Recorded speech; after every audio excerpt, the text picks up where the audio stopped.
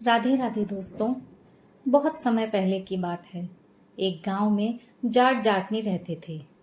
दोनों के कोई संतान रही थी, तो खेती बाड़ी करके और गाय भैंसों से अपना गुजारा करते थे। दोनों ही कम बोलने वाले थे, मगर थे बड़े अक्लमंद। कई सालों के बाद जब जाटनी के भाई को लड़का हुआ, तो जाटनी जाट से अपने पीहर जाने की इच्छा जताई। जाट भी बहुत खुश हुआ। उसने हामी भर दी और जाटनी के लिए कुछ गहने बनवा दिए। जाटनी अपने सारे गहने पहनकर पीहर के लिए सफर पर चल पड़ी। जाटनी जब घर से निकलने लगी तो जाट ने टोका, देखो भाग्यवान, मुझे लगता है कि तुम्हें अपने कंगन और गले का हार उतारकर अपने थैले में डाल लेना चाहिए। इसी में तुम्हारी भलाई है। जाटनी बोली, अरे मेरे भतीजा हुआ है, वहां जाऊंगी तो कोई देखेगा तो क्या कहेगा, और ये भी गहने पहनकर गई तो इसमें तुम्हारा ही मान बढ़ेगा। इतना बोलकर जाटनी चल पड़ी। संयोग से उस जाटनी के पीछे रास्ते में दो ठग लग गए। दोनों ही ठग बड़े चालबाज और धूर्त किस्म के थे। अकेली औरत को देखा तो अपने काम को अंजाम देने की सोच लगे। एक ठग जल्दी जल्दी चल के जाटनी के पास आया और पूछा, बहन कहाँ जा रही हो? जाटनी ने कहा, अपने पीहर जा रही हूँ। तब ठग बोला, कहाँ है आपका पीहर? तो जाटनी ने कहा, फला फला शहर के पास एक गांव है, वहीं मेरा पीहर है। तो उसी बीच दूसरा ठग बोलता है, अरे वाह, ये तो बड़ी अच्छी बात है, हम भी उधर ही जा रहे हैं। जाटनी ने कहा, अच्छा, ये तो और भी अच्छी बात है, चलो, एक से भले दो और दो से भले तीन। तब ठग बोला, बहन अब इतना बड़ा रास्ता है तो कोई कहानी ही सुना दो, जिससे रास्ता जल्दी कट जाए और थकान भी महसूस ना हो। जाटनी बोली, भाई मुझे तो ऐसी कोई कहानी नहीं आती, तुम ही सुना दो। तो दूसरा ठग बोला, ठीक है, सुना तो हम देंगे, मगर एक शर्त है। जाटनी ने कहा, अब बोला, शर्त बताओ। अगर ठग ने कहा, अगर तुमने हमारी कहानी को झूठी कहा तो हम तुम्हारे ये कंगन उतार लेंगे। जाटनी को अब उन दोनों पर शक हो गया और उसको समझ में आ गया कि ये दोनों जरूर मुझे ठगने के इरादे से मेरे साथ हैं। जाटनी अब और अधिक सावधान हो गई और बोली, मुझे तुम्हारी शर्त मंजूर है, तुम कहानी तो सुनाओ। एक ठग कहानी सुनाने लगा, तो सुनो बहन, हमारा एक गांव है और हमारी एक गाय थी। बहुत खूबसूरत मोटी मोटी उसकी आंखें थी और उसके सींग तो बहुत ही मतवाले थे। लंबे लंबे उसके कान थे और वो इतना दूध देती थी कि हम उसका दूध दोहते दोहते थक जाते थे, लेकिन फिर भी दूध खत्म ही नहीं होता था।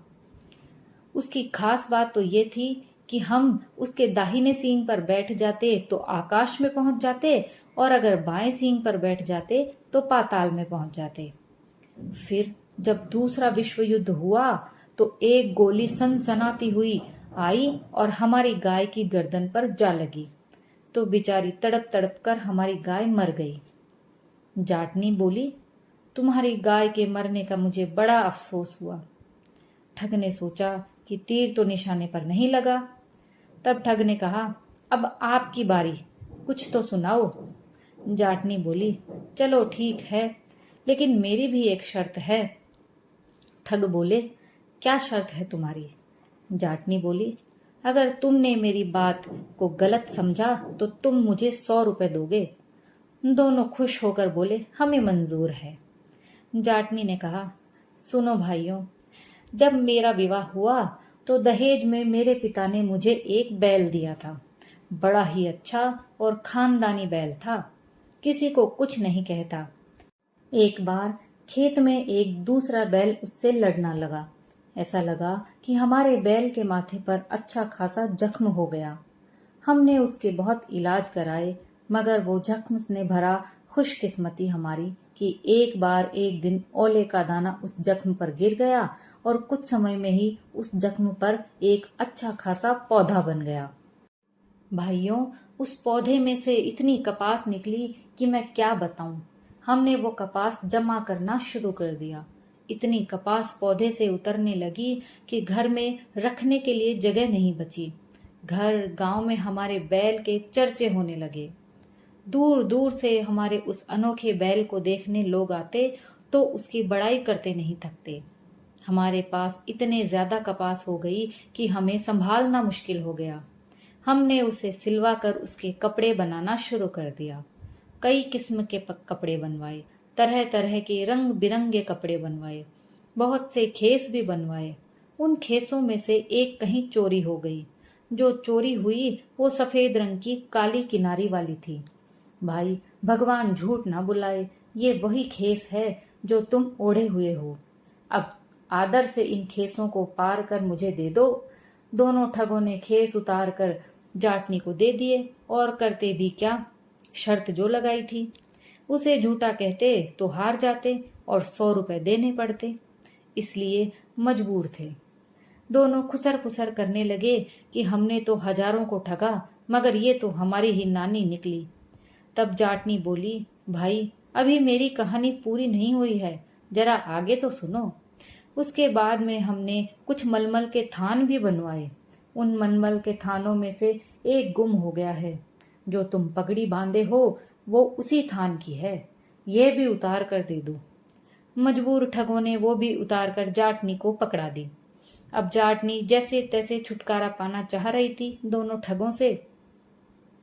अब शहर का रास्ता आने ही वाला था तो एक बोला, बहन बड़ी भूख लगी है, शहर आने वाला है, कुछ खाने को दे दो या हमें कुछ खिलवा दो। जाटनी बोली, देखो भाई मेरे पास तो कुछ है नहीं, अगर कोई अच्छी सी दुकान दिखी तो मैं तुम्हें कुछ खिला दूंगी, लेकिन पहले मुझे अपने ये कंगन बेचने हैं। पहले ये दे दूं, फिर अपने भाइयों को मैं अपने रुपए से खाना खिलाऊंगी। दोनों बेचारे अपना सा मुंह लेकर सोचने लगे, सही तो है, हमें कंगन बेचने नहीं पड़ेंगे। अब ये कंगन बेच दे तो पैसे भी इसके पास आ जाएंगे, फिर कोई दांव चलाकर इसके पैसे हथिया लेंगे। शहर में पहुंचे तो बड़ी चहल पहल थी। जाटनी की नजर एक सुनार की दुकान पर पड़ी तो जाटनी बोली, यहाँ तुम बैठो, मैं अभी अपने कंगन बेचकर आती हूँ, फिर अपन तीनों किसी ढाबे पर बैठकर खाना खाएंगे। दोनों ठग सुनार की दुकान के बाहर बैठ गए और जाटनी दुकान के अंदर चली गई। सुनार ने कहा, क्या चाहिए आपको? जाटनी बोली, भाई हमारे खेतों में काम करने वाले ये 2 मजदूर हैं, बड़े मेहनती और ईमानदार हैं। अब हमारे तो फसल कट गई तो मैं इन्हें बेचना चाहती हूँ। सुनार को नौकरों की जरूरत थी तो उसने कहा कि हाँ, मुझे भी नौकरों की सख्त जरूरत है, पर इनके दाम तो बताओ। जाटनी ने कहा, दोनों के 300 रुपए लूंगी। सुनार ने कहा कि देखो बहन, तुम्हें मजदूरों की जरूरत नहीं है और मुझे जरूरत है, ना तुम्हारी ना मेरी, 200 में बात तय हो गई। जाटनी ने कहा, अच्छा ठीक है, मगर एक बार मैं इनसे पूछ तो लूं कि ये दोनों यहाँ बिकना चाहते हैं या एक बिकना चाहता है। फिर जाटनी बोली, सुनो भैया, एक बेचूं या दोनों? ठगों ने सोचा कि कंगन बेचने की बात कर रही है। दोनों एक साथ बोले, दोनों बेच दो।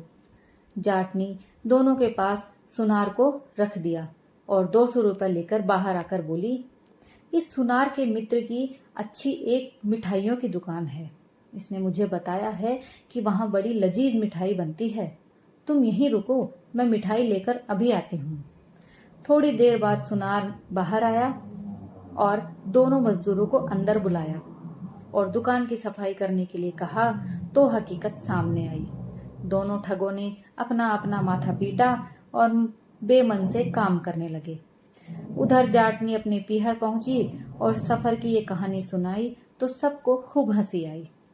दोस्तों, कहानी समाप्त होती है। अगर आपको हमारी कहानी पसंद आई हो तो प्लीज चैनल को लाइक, शेयर और सब्सक्राइब जरूर कर लीजिए। धन्यवाद।